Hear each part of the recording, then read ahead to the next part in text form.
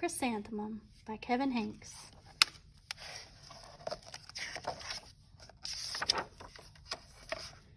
The day she was born was the happiest day in her parents' lives. "She's perfect," said her mother. "Absolutely," said her father. And she was. She was absolutely perfect. "Her name must be everything she is," said her mother. "Her name must be absolutely perfect," said her father. And it was.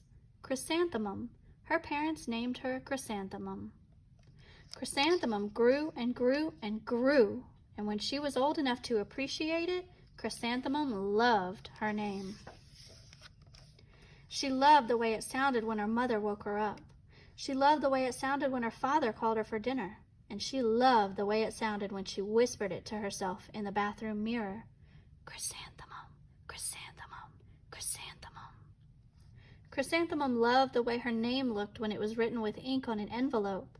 She loved the way it looked when it was written with icing on a birthday cake. And she loved the way it looked when she wrote it herself with her fat orange crayon. Chrysanthemum, chrysanthemum, chrysanthemum. Chrysanthemum thought her name was absolutely perfect. And then she started school. On the first day, Chrysanthemum wore her sunniest dress and her brightest smile. She ran all the way. "Hooray!" said Chrysanthemum. "School!" But when Mrs. Chudd took roll call, everyone giggled upon hearing Chrysanthemum's name. "It's so long," said Joe. "It scarcely fits on your name tag," said Rita, pointing. "I'm named after my grandmother," said Victoria. "You're named after a flower." Chrysanthemum wilted. She did not think her name was absolutely perfect. She thought it was absolutely dreadful. The rest of the day was not much better. During nap time, Victoria raised her hand and informed Mrs. Chudd that Chrysanthemum's name was spelled with 13 letters. "That's exactly half as many letters as there are in the entire alphabet," Victoria explained. "Thank you for sharing that with us, Victoria," said Mrs. Chudd. "Now put your head down." "If I had a name like yours, I'd change it," Victoria said as the students lined up to go home. "I wish I could," thought Chrysanthemum miserably. "Welcome home," said her mother. "Welcome home," said her father. "School is no place for me," said Chrysanthemum. "My name is too long. It scarcely fits on my name tag, and I'm named after a flower." "Oh, pish," said her mother. "Your name is beautiful." "And precious and priceless and fascinating and winsome," said her father. "It's everything you are," said her mother. "Absolutely perfect," said her father.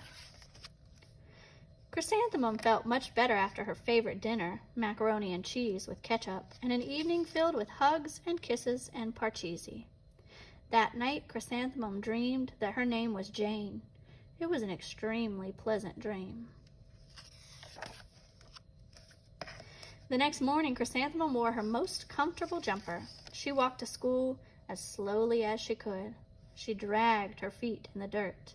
"Chrysanthemum, chrysanthemum, chrysanthemum," she wrote. "She even looks like a flower," said Victoria as Chrysanthemum entered the playground. "Let's pick her," said Rita, pointing. "Let's smell her," said Joe. Chrysanthemum wilted. She did not think her name was absolutely perfect. She thought it was absolutely dreadful. The rest of the day was not much better. During nap time, Victoria raised her hand and said, "A chrysanthemum is a flower. It lives in a garden with worms and other dirty things." "Thank you for sharing that with us, Victoria," said Mrs. Chudd. "Now put your head down." "I just cannot believe your name," Victoria said as the students lined up to go home. "Neither can I," thought Chrysanthemum miserably. "Welcome home," said her mother. "Welcome home," said her father. "School is no place for me," said Chrysanthemum. "They said I even looked like a flower. They pretended to pick me and smell me." "Oh, pish," said her mother. "They're just jealous." "And envious and begrudging and discontented and jaundiced," said her father. "Who wouldn't be jealous of a name like yours?" said her mother. "After all, it's absolutely perfect," said her father. Chrysanthemum felt a trifle better after her favorite dessert, chocolate cake with buttercream frosting, and another evening filled with hugs and kisses and parcheesi. That night, Chrysanthemum dreamed that she really was a chrysanthemum. She sprouted leaves and petals. Victoria picked her and plucked the leaves and petals one by one until there was nothing left but a scrawny stem. It was the worst nightmare of Chrysanthemum's life. Chrysanthemum wore her outfit with 7 pockets the next morning. She loaded the pockets with her most prized possessions and her good luck charms. Chrysanthemum took the longest route possible to school. She stopped and stared at each and every flower. "Chrysanthemum, chrysanthemum, chrysanthemum," the flowers seemed to say. That morning, the students were introduced to Mrs. Twinkle, the music teacher. Her voice was like something out of a dream, as was everything else about her. The students were speechless. They thought Mrs. Twinkle was an indescribable wonder. They went out of their way to make a nice impression. Mrs. Twinkle led the students in scales. Then she assigned roles for the class musical. Victoria was chosen as the dainty fairy queen. Rita was chosen as the spiffy butterfly princess. Jo was chosen as the all-important pixie messenger. And Chrysanthemum was chosen as a daisy. "Chrysanthemum's a daisy, chrysanthemum's a daisy," Jo, Rita, and Victoria chanted, thinking it was wildly funny. Chrysanthemum wilted. She did not think her name was absolutely perfect. She thought it was absolutely dreadful. "What's so humorous?" asked Mrs. Twinkle. "Chrysanthemum," was the answer. "Her name is so long," said Jo. "It scarcely fits on her name tag," said Rita, pointing. "I'm named after my grandmother," said Victoria. "She's named after a flower." "My name is long," said Mrs. Twinkle. "It is?" said Jo. "My name would scarcely fit on a name tag," said Mrs. Twinkle. "It would?" said Rita, pointing.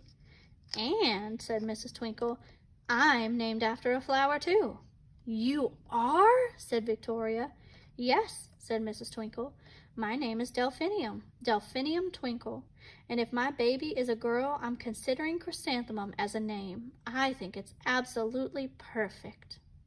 Chrysanthemum could scarcely believe her ears. She blushed, she beamed, she bloomed. Chrysanthemum, chrysanthemum, chrysanthemum. Jo, Rita, and Victoria looked at Chrysanthemum longingly. "Call me Marigold," said Jo. "I'm Carnation," said Rita, pointing. "My name is Lily of the Valley," said Victoria. Chrysanthemum did not think her name was absolutely perfect. She knew it. Epilogue. Overall, the class musical was a huge success. Chrysanthemum was absolutely perfect as a daisy. Victoria made the only mistake. She completely forgot her lines as the dainty fairy queen. Chrysanthemum thought it was wildly funny, and she giggled throughout the entire dance of the flowers. Eventually, Mrs. Twinkle gave birth to a healthy baby girl, and, of course, she named her Chrysanthemum. The end.